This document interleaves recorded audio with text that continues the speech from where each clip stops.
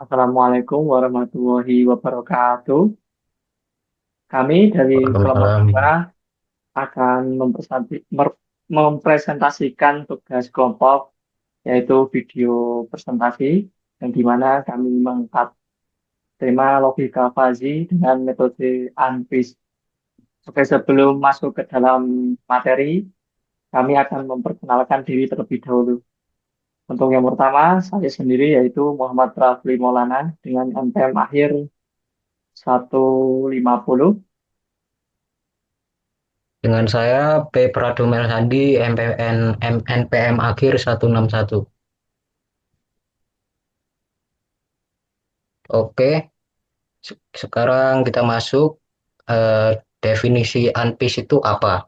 Pertama-tama, ANPIS itu adalah sebuah sistem cerdas yang dimana eh, menggabungkan logika fasi dan jaringan saraf menjadi satu kesatuan yang lebih kuat. Tujuan utamanya adalah untuk membuat atau menghasilkan suatu model yang dapat memetakan hubungan antara input dan output dengan tingkat akurasi yang tinggi. ANFIS memanfaatkan keunggulan logika fasi dan menangani ketidakpastian dan keambiguan, serta keunggulan jaringan saraf dalam memodelkan hubungan kompleks dan belajar dari data. Selanjutnya, mengapa metode ANFIS itu penting? Untuk yang pertama, karena Anvis itu menyatukan logika manusia, yang dimana aturan jika pasti ada maka dengan kemampuan komputer agar memudahkan berhitung. Selain yang kedua, semakin banyak data yang diberikan, Anvis bisa mengoreksi rumus perhitungannya sendiri agar tebakannya makin akurat.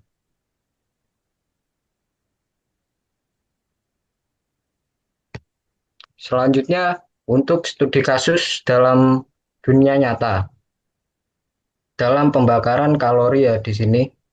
Jadi agar lebih mudah dipahami, mari kita bedah sebuah studi kasusnya.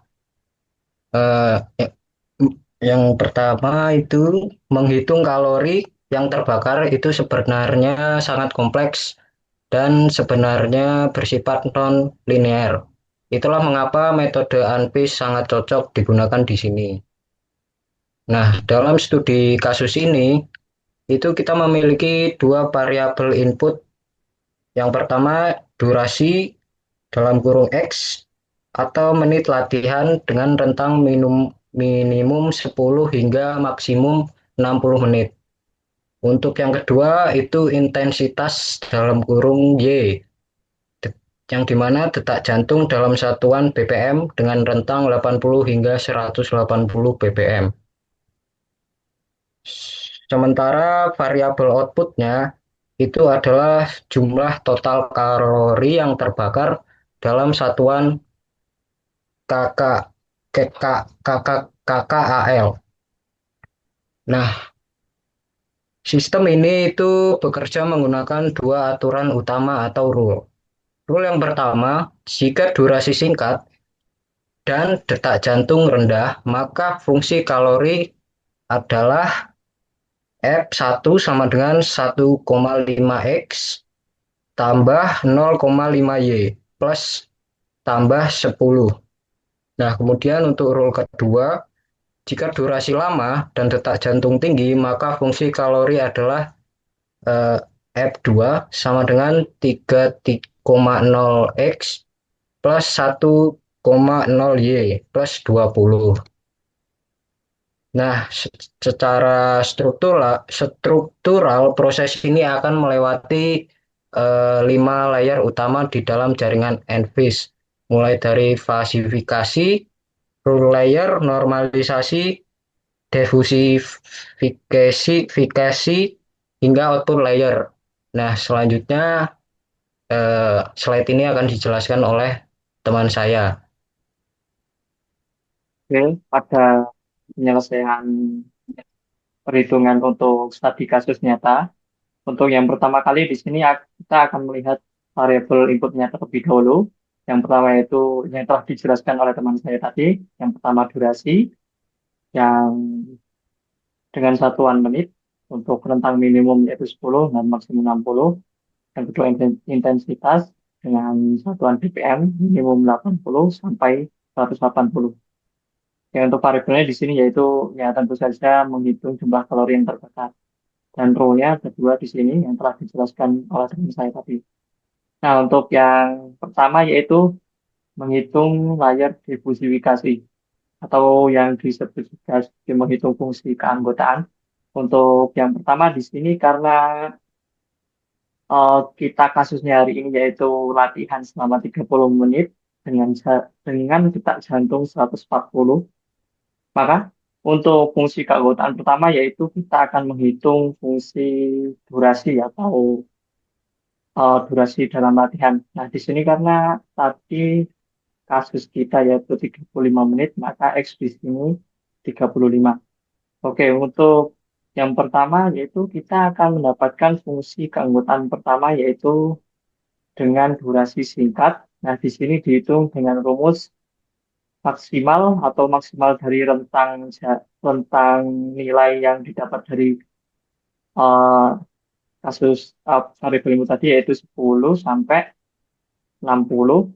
Di sini maksimal yaitu 60 dikurangi X di sini yaitu variabel input atau kasus yang didapat dari soal. Untuk kemudian dibagi maksimum dari rentang nilai, kemudian dikurangi minimum dari rentang nilai. Nah, di sini akan mendapatkan hasil yaitu untuk fungsi keanggotaan singkat yaitu 0,5.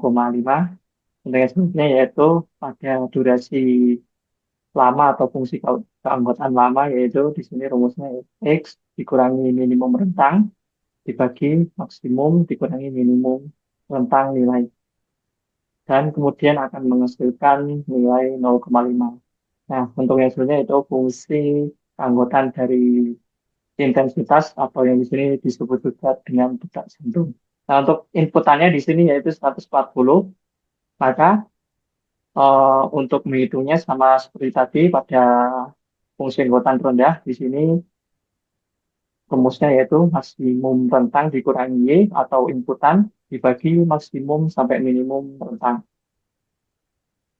Dibagi maksimum kurangi minimum rentang. Dan akan menghasilkan yaitu 0,4. Dan untuk fungsi keanggotaan rendah pada intensitas kita berhasil mendapatkannya yaitu 0,4.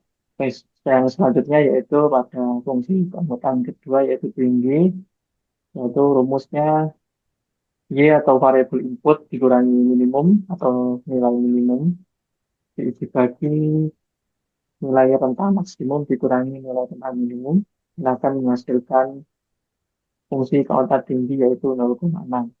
Untuk yang selanjutnya yaitu layar yang kedua atau layar disk yang di sini kita akan memasukkan rule yang terdapat dalam studi kasus sebelumnya yaitu di sini rule pertama jika durasi singkat dan detak jantung rendah. Nah, ini sesuai hasil tadi. Nah, untuk durasi singkat di sini kita mendapatkan 0,5 maka masukkan kemudian dikali dengan 0,4 di sini didapat dari fungsi kauntan rendah atau intensitas rendah telah didapat yaitu 0,4 maka untuk row yang pertama mendapatkan bobot 0,2 atau 0,20.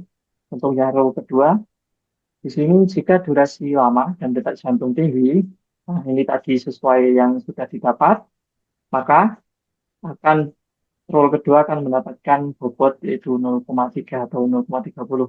Untuk yang selanjutnya yaitu layar normalisasi.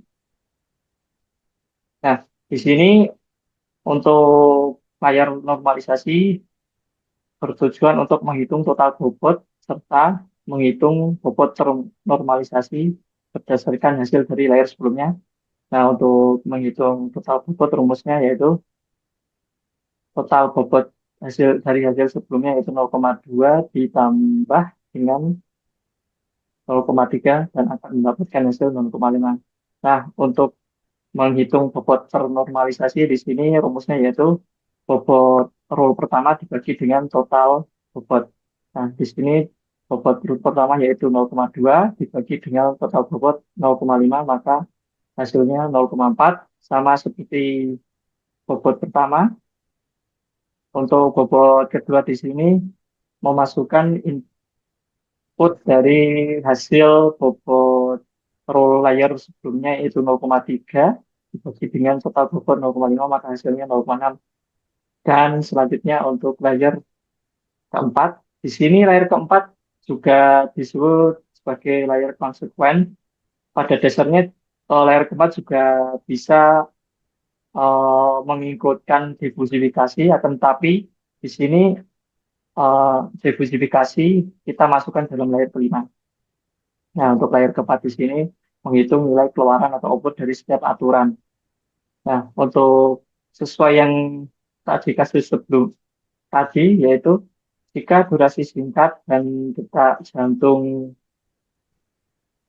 rendah, maka fungsi fungsi yang pertama pada row pertama yaitu 1,5 dikali dengan X di sini yaitu sesuai inputan yang terdapat pada kasus yaitu 35 dan detak jantung 140,